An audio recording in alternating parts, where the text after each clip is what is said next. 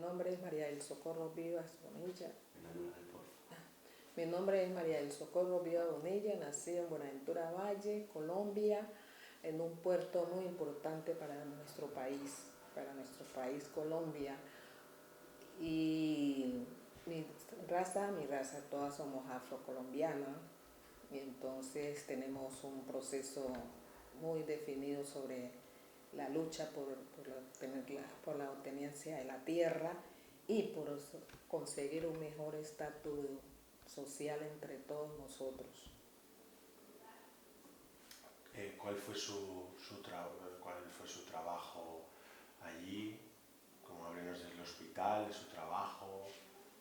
Bueno, yo en Buenaventura era auxiliar de enfermería, trabajaba en el sector de salud y mi trabajo era de ser enfermera, auxiliar de enfermería, siendo que acá se le llama la auxiliar de enfermería, se le lleva a otro plano, pero allá nos toca a nosotros trabajar de tú a tú junto con el médico.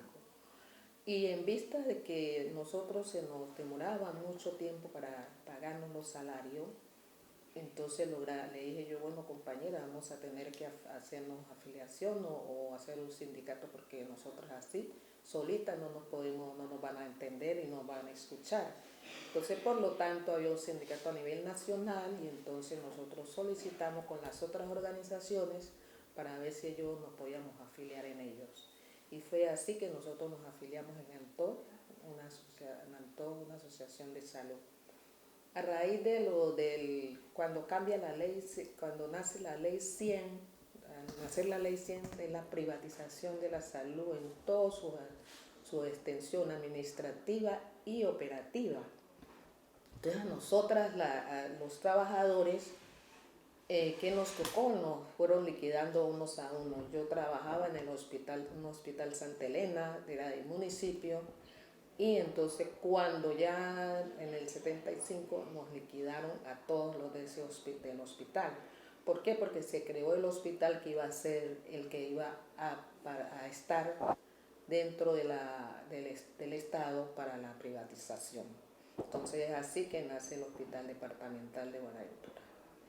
¿Cómo se empieza a desarrollar el clima que le llevó a usted después querer salir de allá? Bueno, se empieza a desarrollar este proceso, pues yo era una persona que no sabía de sindicato, no sabía de organización, pero era una ama de casa. Pero el ver la situación que nosotros teníamos como mujeres, que llegábamos a nuestros hogares y no teníamos ni siquiera que darle comer a nuestros hijos. Entonces de eso me fue naciendo la intención de poder luchar contra este flagelo. Y es así donde el grupo de compañeros me apoyaron y en la cual fui la presidenta. Cuando me nombran presidenta me iban a destituir del hospital. Pero como teníamos un foro sindical no me destituyeron. Los compañeros todos en ese momento se nos destituyen, entonces vamos a hacer un paro. Y entonces nosotros paramos y aprovechando eso, aprovechamos reclamar el derecho. ¿Por qué nosotros estamos en esa lucha? Porque a nosotros teníamos casi 3 meses, 4 meses que no se nos pagaba salario. Lo otro era que no se nos reconoció ni siquiera los dominicales, no se nos reconocieron horas extras. Tampoco teníamos derecho a tener médico, porque nos tocaba pagar de lo que nosotros teníamos, pagar de lo que recibíamos de nuestros esposos, porque yo era casada, entonces con eso teníamos que atender a nuestros hijos en las enfermedades. En nuestros familiares, ¿qué haríamos? Nuestros padres, nuestros hermanos, menos mal que la parte mía eran pensionados, sino como me había tocado esa lucha.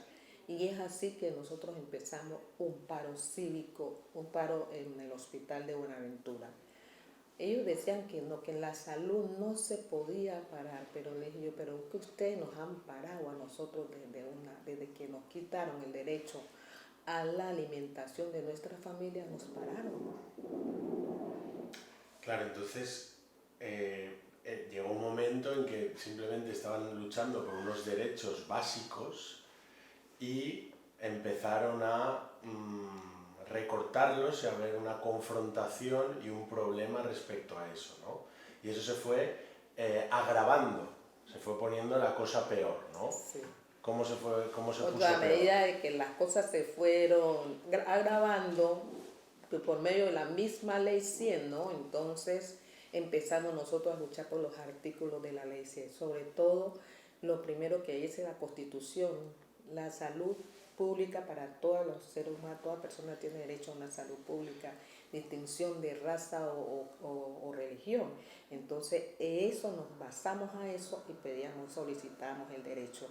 Ya cuando ya decían, pero es que el derecho de ustedes como trabajadores, sí, pero nosotros atender las personas que vienen, que se llaman pacientes, esas personas hay que atenderlos bien, hay que ponerles unas camas, hay que ponerles una cama con comodidades, ropa, medicina y alimentación.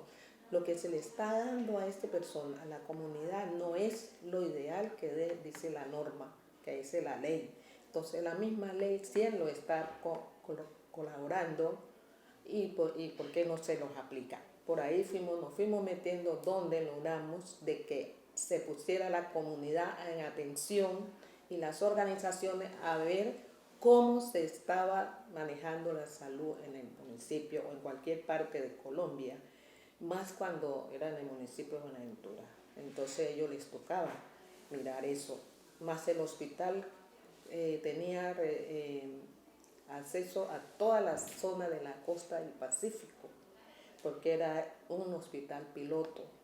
Entonces, como era el hospital piloto, tenía derecho a que todas de las zonas rurales, hasta del Chocó, llegaban pacientes remitidos ahí para remitirlo a la ciudad de Cali. Y respecto al conflicto entre los paramilitares y la guerrilla, en Buenaventura, ¿cómo se había vivido, o sea, a nivel general en los años en los que usted estuvo allí? Bueno, porque ahora en la época donde se agudizó mucho el proceso de la persecución y violación de violación de derechos humanos y también derechos sociales, fue en la época de Uribe Vélez. En esa época no la quiero ni recordar, no la quiero vivir, porque es una época que realmente acabó con muchas personas, muchos muertos que hubieron habido en Colombia. Nos tocaba lidiar en Buenaventura de 2, 3, 4 muertos y 4 heridos, 5 heridos en una noche. O sea que cuando nosotros, a la vez que me tocaba a mí trasnochar y la vez que había esos conflictos, enfrentamientos, nos recibíamos de 3, 4, 5 heridos y muertos. Entonces ahí se vino a ver de que en Buenaventura se había visualizado más que todos los paramilitares. ¿Por qué los paramilitares lo hacían? Los paramilitares, porque ellos se cubrían, porque Uribe Vélez era el presidente, porque con eso fue que a mí me dieron una amenaza. A mí me amenazaron muchas veces, pero no había elementos de juicio para hacer una justicia, para la fiscalía abrir una investigación. No habían elementos, pero cuando ya me mandan el panfleto que dice Uribe Vélez, nosotros los uribistas hemos decidido darte muerte guerrillera. O sea que un ser humano, una mujer negra, una mujer que luchaba por un bienestar de su comunidad, tanto las mismas mujeres, porque no solamente luchábamos por el proceso de salud, también luchábamos por el proceso de la familia, porque muchas familias, muchas mujeres fueron asesinadas dejando sus hijos solos, huérfanos. Entonces eso me dio lugar a mí para yo seguir esta lucha y poder confrontar con las otras organizaciones, porque uno solo no hace nada, pero con las organizaciones, con los compañeros que están de acuerdo con el proceso de la libertad y el derecho de salud y el derecho de la vida. Entonces con eso empezamos a dar una lucha contra el proceso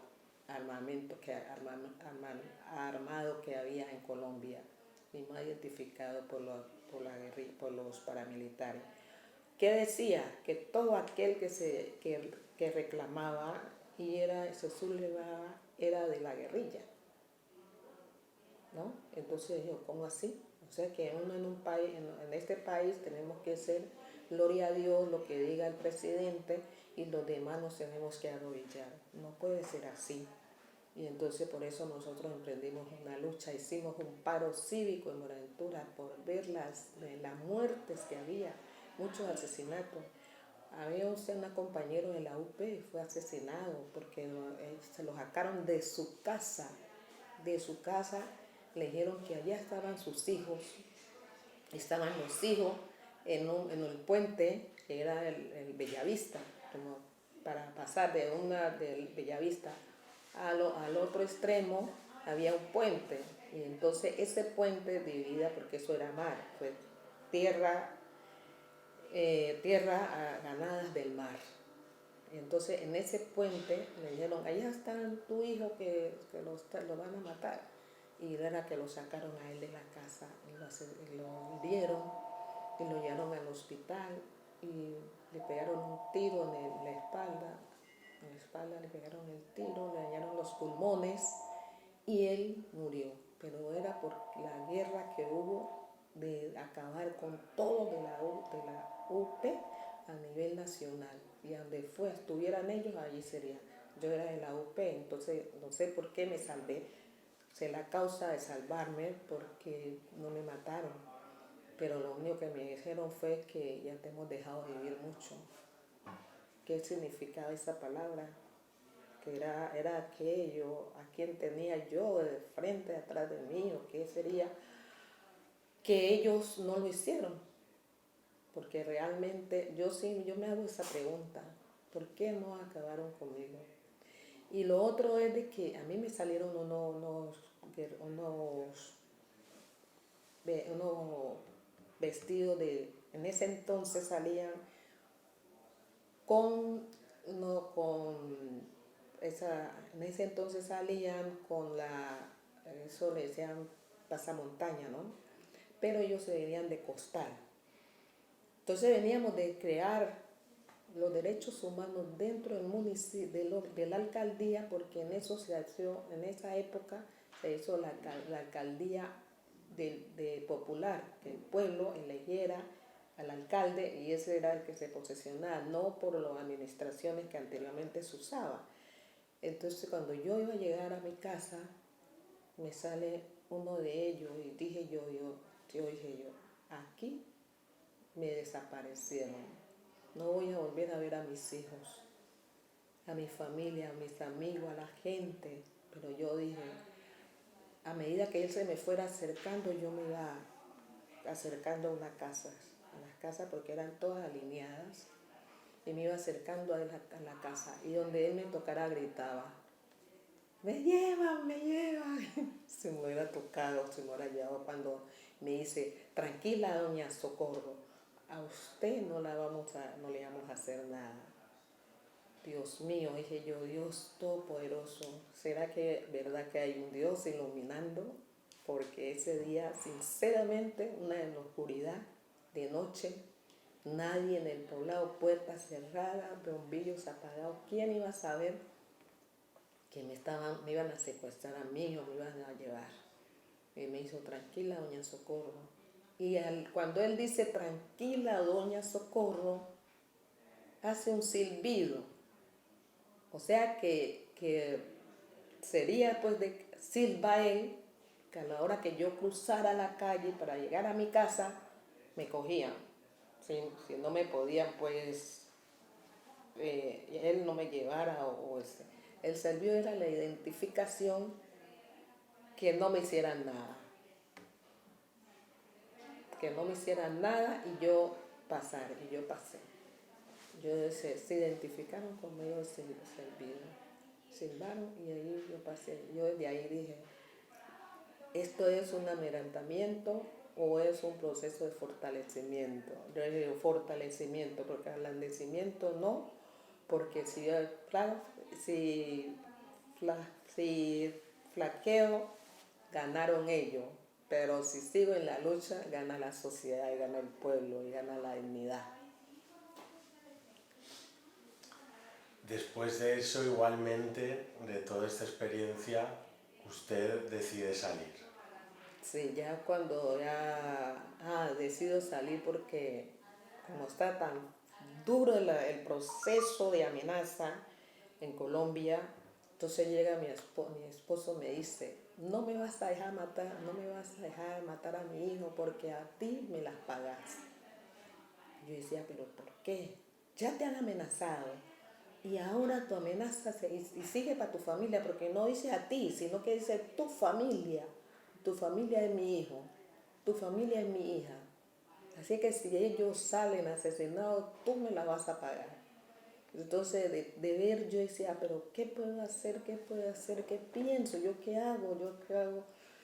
Y en lugar de apoyarme, ayudarme, me decía era que no les fuera a dejar matar a su hijo, claro. El miedo que había dentro de los seres humanos allá en mi país y más en Buenaventura, el miedo, es que habían asesinados en toda esquina, parecía un asesinato.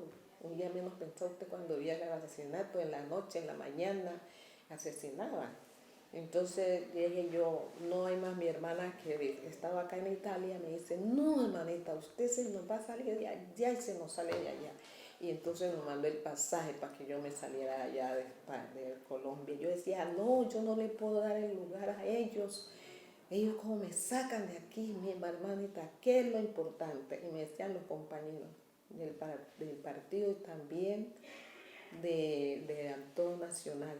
Compañera, la queremos viva, no muerta, porque sé que usted viva, a donde vaya, usted hace renacer nuestras luchas. Y dije yo, ¿será así, Señor, que tú me estás enviando a otro país? Y es así de que yo decidí con mi hijo, mis 2 hijos, venirme para España. Yo iba para otra parte porque pues como no tenía visa, entonces iba de turista.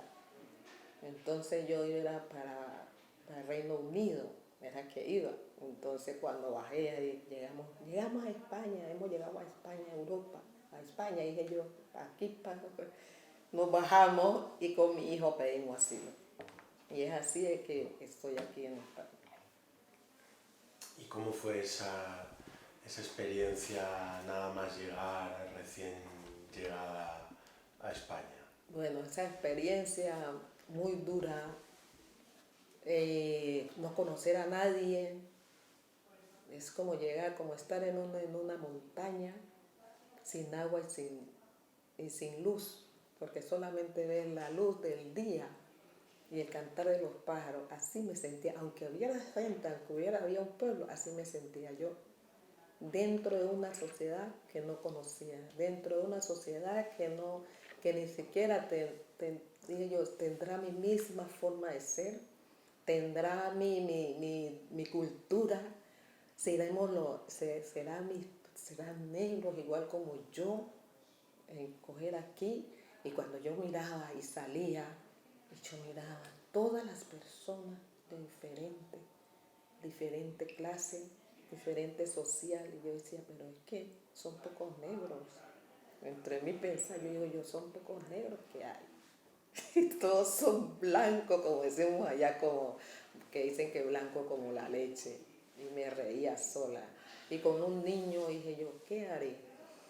Bueno, entonces ya con la organización empecé a venir, me mandaron aquí del CAR, me mandaron aquí al CEAR. Y ahí conocí al abogado, a Jaume, y desde ahí venimos luchando con Jaume. Le dije yo quiero seguir, yo quiero vincularme con personas porque es que esto de Colombia no se puede quedar ahí. Hay que seguirlo martillando, hay que seguirlo sacando, hay que seguirlo que la gente siga conociendo. Aunque una sola golondrina no es de verano, pero esa golondrina llega y se asienta y empieza a cantar y van llegando los demás pajaritos. Entonces, por lo tanto, me hizo conocer unos compañeros de aquí que eran de Colombia, aquí en el CEAR, y con ellos me fui relacionando, y me fui vinculando con los españoles, con las organizaciones sociales de aquí, y es así donde ahorita estamos en un proceso de mujeres refugiadas y exiliadas, emigradas aquí en España. Somos casi todas colombianas y estamos luchando por la paz de Colombia y estamos por el derecho a las víctimas. ¿Por qué decimos el derecho a las víctimas? Porque es que ya en Colombia hay muchas víctimas y nosotras aquí también somos víctimas por el proceso que se nos dio, por el proceso de venir aquí de una forma inesperada. Llegar aquí exiliado, uno sin saber mucho, pero no saber nada. De esa forma es que yo he venido y estoy vinculada en este proceso aquí en Valencia. He ido a Barcelona, he ido a Madrid, en el proceso político también que estamos trabajando aquí en España para darle a conocer la situación que se está viviendo. Y ahora con el proceso de Uribe Vélez, no es presidente él, pero el que está detrás de nuestro presidente, aunque yo no voté por él, es Uribe Vélez y conocemos la trayectoria de Uribe Vélez. Ya llevan 300 y pico, como 320 de asesinatos, y todos son personas líderes sociales que están asesinando, líderes de derechos humanos. Entonces eso no puede continuar, eso no puede seguir así. Esto hay que darle el Estado español, toda la gente de la Unión Europea, de ponerse en situación de pensar por qué tantos muertos de lideresas en Colombia.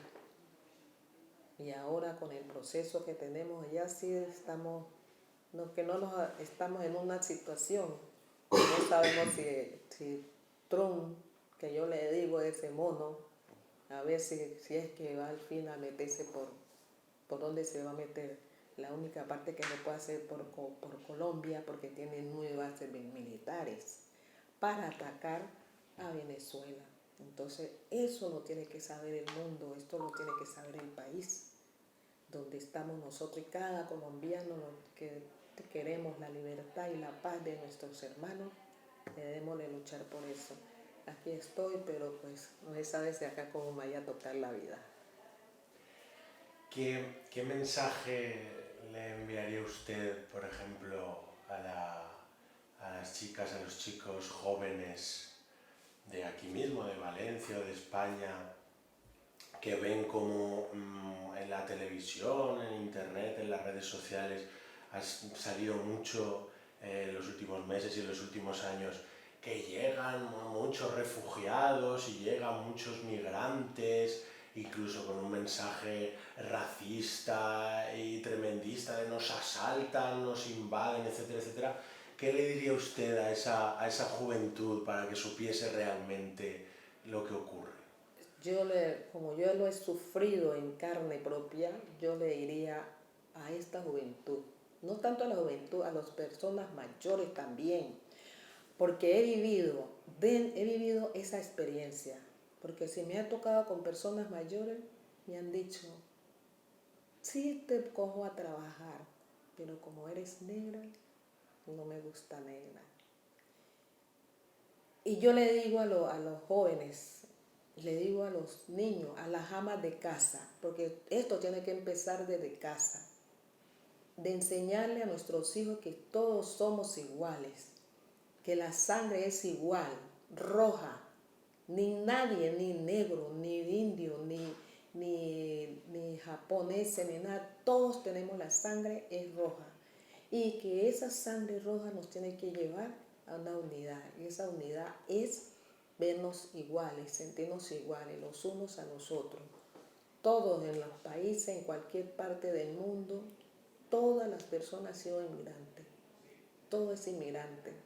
Y queremos de que hagamos una unidad con todas las personas. Yo he dicho y pienso en mi manera de pensar, ¿qué le parece si en la educación de los españoles y los inmigrantes se manejara la cultura de ellos. Eso nos igualaría a llevar a saber y a conocer que la gente no se viene porque quiere, sino por una necesidad que a veces la sociedad del mercado permite que nosotros no tengamos que huir de nuestros países por la guerra, la venta de armas. Esas nos las llevan a vender a los países subdesarrollados. Y como los países subdesarrollados entra Colombia, Venezuela, Ecuador y entra Perú, entonces allá nos llevan donde hay ha habido la verdadera destrucción de la democracia social, no tanto democracia política, sino democracia social, que todo para ellos menos para el pueblo, y que el pueblo debe de tener razón, racionalizar y pensar cada vez que actúa. ¿Cómo hay tantas mujeres asesinadas? No puede ser. ¿Cómo familia se está destruyendo aquí en España? ¿Por qué se están matando? ¿No? ¿Por qué están matando? ¿Será que hay algo dentro de la alimentación de las personas para tener esas reacciones? Eso también hay que pensarlo. En la medicina, eso también hay que pensarlo. No solamente las armas, sino que las medicinas que recibe uno, le dan a uno por X, Y enfermedad o X cosa, no se sabe cómo viene contaminada, tanta contaminación que hay. Usted ha sido oprimida por ser mujer, por ser negra, por ser de izquierda y por ser pobre. En Colombia ha tenido que sufrir 4 opresiones. Y aquí... Y 5, porque la 5 es la parte de que la 5, la quinta es... Repita todas las otras, por favor. Bueno, la primera es la opresión de ser negra, ¿no? La otra es de la posesión social, porque por ser negra debemos de tener una posesión social. Por la discriminarlo, ¿por qué? Porque el que tiene más no quiere que el otro surja y lleve a un proyecto. En la otra es de la familia. Cuando tú te sientes en un proceso de discriminación, de aislamiento, aislada, la familia se aísla de ti. ¿Por qué? Porque no quiere no quiere recibir esa situación de desprestigio que se está dando. Por ser política es manejar una actividad política social y de liberación, de que todos los seres humanos tenemos derecho a ser libres, y a ser libres podemos estar en cualquier religión, cualquier partido político, y ser izquierda, pues más duros es para eso. Nosotras las mujeres, es muy duro la mujer ser de izquierda y participar en esto. Y aquí en España dice que también ha sufrido racismo, xenofobia, ¿no? Por ser mujer y por ser negra. Aquí en España es un país bastante racista. Yo que he estado por otros países de Europa, como hay muchos negros en otras partes de Europa, Francia, Inglaterra, hace 50 o 60 años que hay, entonces la gente está más integrada. En los barrios que yo vivía, pues los niños negros jugaban con los blancos, no había problema, y los padres eran amigos. Pero aquí, como siempre fue un país pobre, porque hubo una dictadura, no venía nadie. De hecho, los españoles siempre se fueron. Mi abuela se fue a trabajar, toda la gente se iba, toda la que podía se iba para ganar dinero a Europa. Entonces yo creo que aquí es un país que es bastante racista, no todas las personas, obviamente, pero es un país donde hay bastante xenofobia. Y como siempre han sido inferiores al resto de Europa, económicamente, culturalmente, etc., por culpa de la dictadura que hubo aquí tantos años, pues surge ese racismo a causa de la ignorancia y la incultura.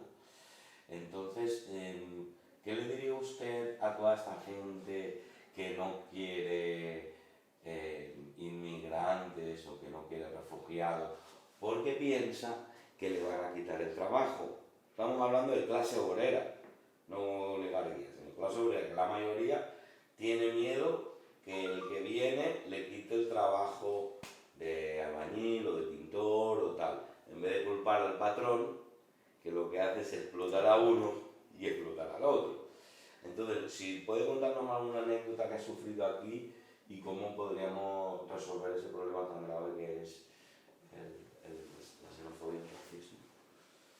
Bueno, yo lo que diría la xenofobia, más que todo es el racismo, porque se cubre que la xenofobia, se cubre la xenofobia, pero es más que todo el racismo. ¿Por qué? Porque nosotros, yo por lo menos nosotros los negros y más negra, de 10 que esté trabajando en una casa de familia, digo una. El resto, ¿qué haremos? ¿Qué estamos haciendo? Buscando trabajo, y por ser negra no trabajamos. No nos dan trabajo, ni siquiera las mujeres que necesitan una persona de cuidado. Porque a mí me ha tocado, yo he ido a ver, hay otros que he ido a visitar, me han dicho, en tal parte necesitan una muchacha, una señora o algo para cuidar. Y directamente, no sé cómo se dice, acá tienen una palabra de decir negro, no sé si es rizo, no sé qué es la palabra rizo. Pero entonces me tocó una entrevista con una señora mayor, y el hermano me dice, yo sé que ella no te va a coger. Dije yo, ¿por qué? Ella no va a cogerme a trabajar si yo, de ser enfermera, que he trabajado aquí cuidando personas mayores. Y entonces ella decía que porque era risa en valenciano, no sé qué significa la palabra en valenciano, ser negra. En valenciano, como yo no lo sé muy bien, no le puse cuidado, pero en valenciano ellas tienen una palabra de decir negra, lo negro. Y una vez andando con iba así en la ciudad aquí en Valencia, iba un niño y la mamá, y entonces llega y le hice una frase que le dijo, no señor, respete.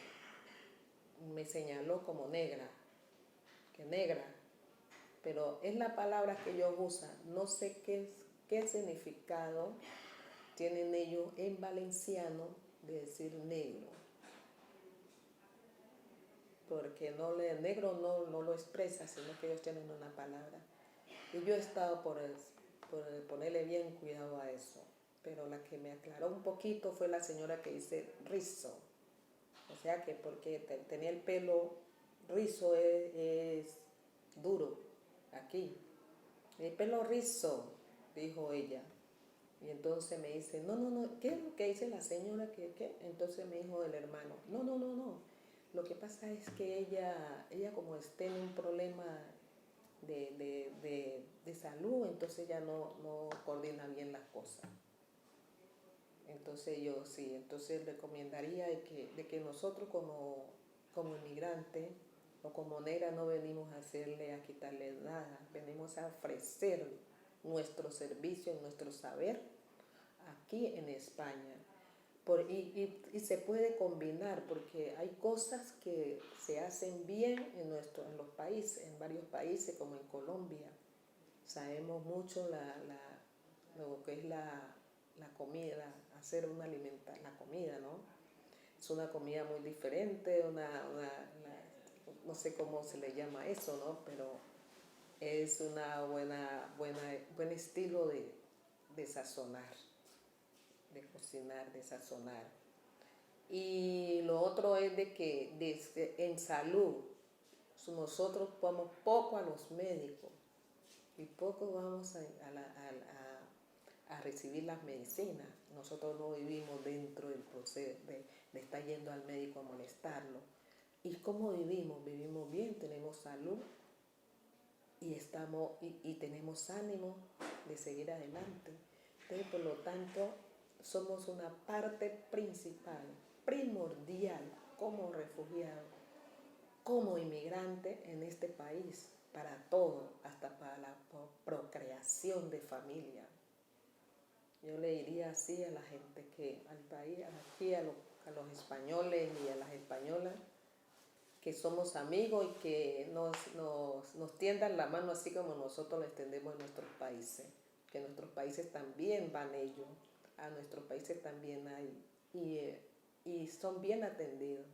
Que recuerdo una vez una española no conocía yo, estuvo trabajando en el hospital, una monja, y ella nos llevó papeles y trabajó como toda una enfermera en el hospital donde yo trabajaba, toda una enfermera profesional, y todavía no había terminado en España sus grados, y allá se le dio su carácter de profesional, entonces hasta que le llegaran sus papeles. Entonces, por lo tanto, no puede haber esa discriminación de que si podemos trabajar, trabajemos. Ahora otra cosa, que por qué no tenemos papeles, es que el Estado debe darnos papeles a nosotros, hacer una regularización.